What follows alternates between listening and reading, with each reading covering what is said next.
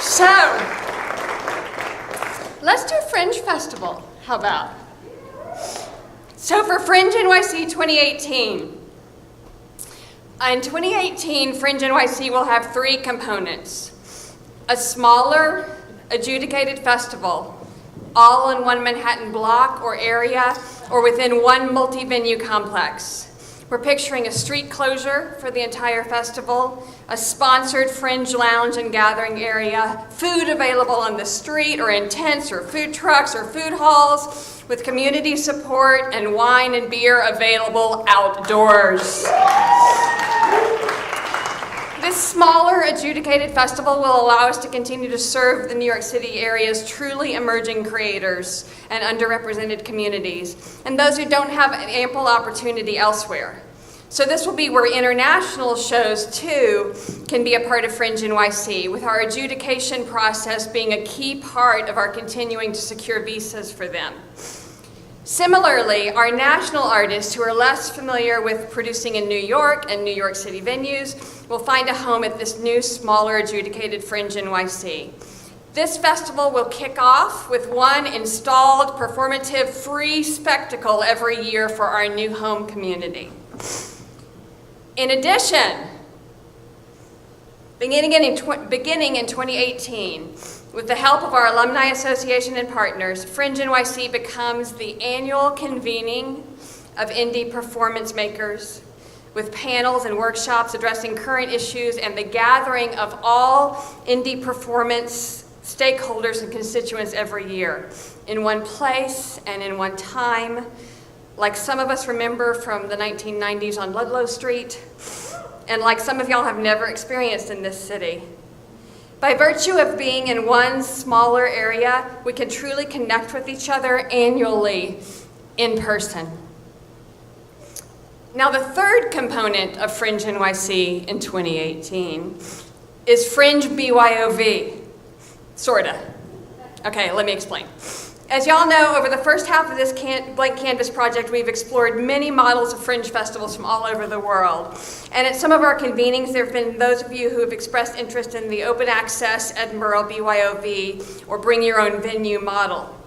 So in 2018, in any borough other than Manhattan, we'll add a bring your own venue component, but one that suits New York City. You see, our friends and foremothers who began the Edinburgh Festival Fringe 70 years ago were creating something incredibly special in a very different environment than we have here and now. The Edinburgh model works well in Edinburgh, where non-local producers and promoters pop up and rent and convert every available space into a venue, and then curate the artists who'll be performing in their spaces. Edinburgh Festival Fringe is really lots and lots and lots of FringeNYCs. It encourages transient producers, and it wasn't built to support an existent indie community. There's a huge investment involved in the festival, but not necessarily as big an investment in the community year-round. And at FringeNYC, we don't want to be a part of creating yet another opportunity for indie artists to be taken advantage of by perhaps unscrupulous producers. Here at FringeNYC, one of our challenges is that some of our beloved audience sees dozens of shows during the festival, and then they don't see indie theater the rest of the year. So to address all of this, we're flipping that BYOV model on its head.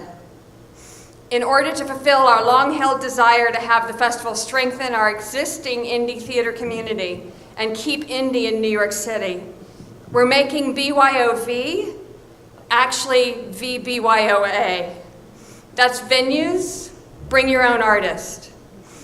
In the next weeks, we'll be forming our other borough steering group so that we can decide together with those who manage or own venues in other boroughs how venues will apply to be a part of the festival, and how we, as a festival, can support them and their cadre of artists and theater makers, or those artists who apply to perform at their venue during our festival. This will allow us to introduce our audience to their local indie venue. And our indie brethren with both roots and stakes are not going to mistreat our local artist. In fact, we think FringeNYC alumni who now own venues will see this as an opportunity to brand themselves and strengthen their relationship with our audience and artists. We hope that Venue A does the most freaking Venue A kind of shows during FringeNYC, as we bring the festival to every borough and celebrate and lift up our people in what will become Indie Theater Week, much like Broadway and off-Broadway weeks.